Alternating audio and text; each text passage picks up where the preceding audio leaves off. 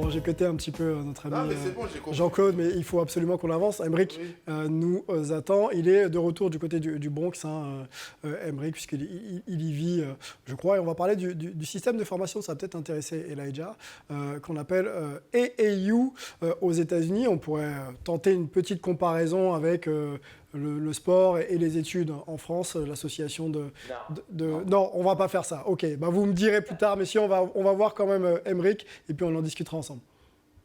Bienvenue dans la Chronique Fraîche. Aujourd'hui, nous sommes dans une gym mythique ici à New York, dans le Bronx, la Gaucho Gym. Les Gauchos, ce sont ce club AAU qui permet aux enfants de jouer en dehors des horaires scolaires dans ces ligues où vraiment le niveau est très très élevé.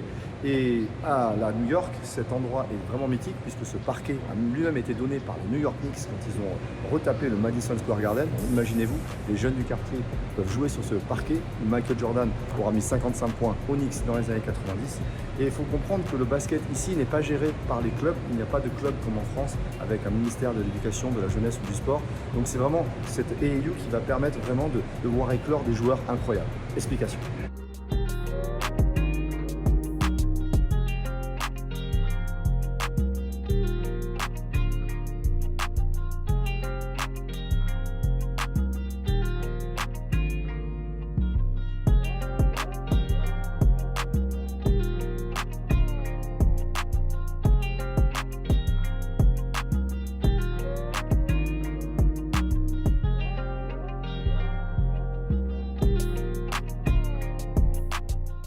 L'entraînement est terminé, la salle est à nous, la salle est à vous. Regardez la qualité de ces infrastructures, c'est vraiment remarquable. Et je le disais en introduction, donc pas de club ici, et c'est bien à l'école que l'on apprend à jouer au ballon.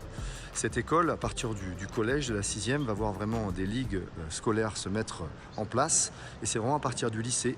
Le lycée dure 4 ans ici, où vous allez avoir 3 équipes au lycée. L'équipe de freshman pour les premières années, l'équipe de varsity qui correspond à l'équipe 1, et l'équipe de junior varsity qui correspond à l'équipe 2.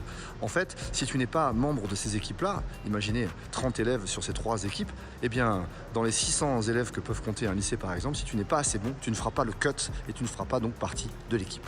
Les Gauchos ont donc été fondés pour cela. En 1967, un Argentin qui donnera le nom de ces fameux cow-boys argentins à l'équipe va permettre aux jeunes du quartier du Bronx de pallier à ce manque de structure dans les écoles et qui permettra donc d'ouvrir la porte à plusieurs joueurs et ainsi donc de se former davantage pour être prêt.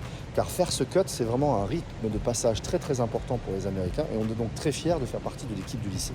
Cette sélection féroce va écrémer les joueurs à chaque stade de la compétition. Environ 500 000 lycéens jouent au basket aux États-Unis. On passera à 5 000 en université au niveau Division 1 et environ 60 seulement seront draftés en NBA. Vous l'avez compris, la probabilité de passer en NBA est donc seulement de 1%, mais pour beaucoup d'Afro-Américains, juste rentrer à l'université est un ticket de sortie qui permet de s'échapper du ghetto, de la pauvreté et de réussir dans la vie. Quand l'université coûte sans bourse 50 000 $ à l'année juste pour étudier, vous multipliez ça par 4 pour avoir le prix du cursus complet, eh bien faire ce sport à l'université permet vraiment d'avoir une éducation gratuite et donc de pouvoir s'en sortir dans la vie. Voilà, pour l'AAU, c'est terminé pour aujourd'hui. Je pense que tu comprends maintenant davantage pourquoi ce sport ici est tellement important. C'est une voie de sortie, il y a un ascenseur social et c'est surtout quelque chose qui n'est pas une voie de garage. Être student athlete, étudiant athlète, c'est vraiment quelque chose qui est célébré. Les Américains célèbrent beaucoup leur quotidien, ils ont peu de congés payés, donc c'est vrai qu'on regarde le sport ici. Il n'y a pas de club, je te disais, donc on va voir le sport lycéen, le sport à l'université et ça permet vraiment de tisser un lien social fort avec la communauté ici aux États-Unis. On se dit à la semaine prochaine, à bientôt sur Hype, temps sport en France. Superbe reportage d'Aymeric. On va définir quand même le système AAU. Dans mon lancement, c'était pas très clair. On a un ancien joueur pro avec nous qui peut peut-être nous expliquer. Il s'est formé aux États-Unis. La comparaison n'était peut-être pas très bien pensée entre le système français. Non. Comment on peut justement essayer ça de... n'a rien à voir. Ok. Il n'y a pas de, comparaison. système AAU. Okay. AAU, pour moi, quand on le jouait, en tout cas, moi, je jouais en high school. Et pendant les vacances, justement, il y avait ils appellent ça comme des sélections. Okay. Des coachs venaient créer des équipes avec des joueurs soit connus ou moins connus et ça leur permettait d'avoir de l'exposure. Ça veut dire qu'ils allaient faire des tournois. Il y avait des coachs universitaires de junior collège qui venaient les voir et ça leur permettait de se faire voir s'ils n'étaient pas vus justement au lycée. Donc c'est vraiment quelque chose de très très important. Moi, c'est ce qui m'a fait grandir dans les classements parce que quand je jouais AAU, je jouais avec des équipes qui étaient connues, etc. Mais en même temps, je devais défendre cette couleur qui n'était pas mon école. Ouais. Et ça me permettait de me faire voir par plusieurs facs différentes, etc. Et d'ailleurs, je me rappelle d'un été où j'avais fait vraiment une belle saison AAU d'été. Et à la rentrée scolaire, je recevais des dizaines de lettres par jour d'université, etc. Et c'était surtout grâce à ces tournois AAU, à ces périodes d'AAU que je vivais. Voilà. Comment tu peux qualifier justement ce mode de formation ou d'exposition? Est-ce qu'aujourd'hui c'est un passage obligé pour se faire un nom, ou est-ce que dans des filières un petit peu différentes, comme celle que va connaître ton fils, on peut très bien aussi s'exposer et arriver à atteindre Alors ces je pense qu'il objectifs? n'y a pas de comparatif en France, puisque c'est un peu plus dans un vrai entonnoir. Je pense que les AAU, s'y existent en France, ça permettrait des gamins de se faire voir par plusieurs autres clubs.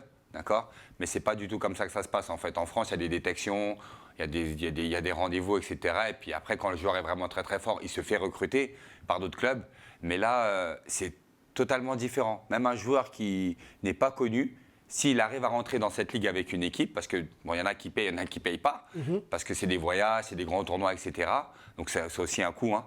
Faut le dire, faut être honnête.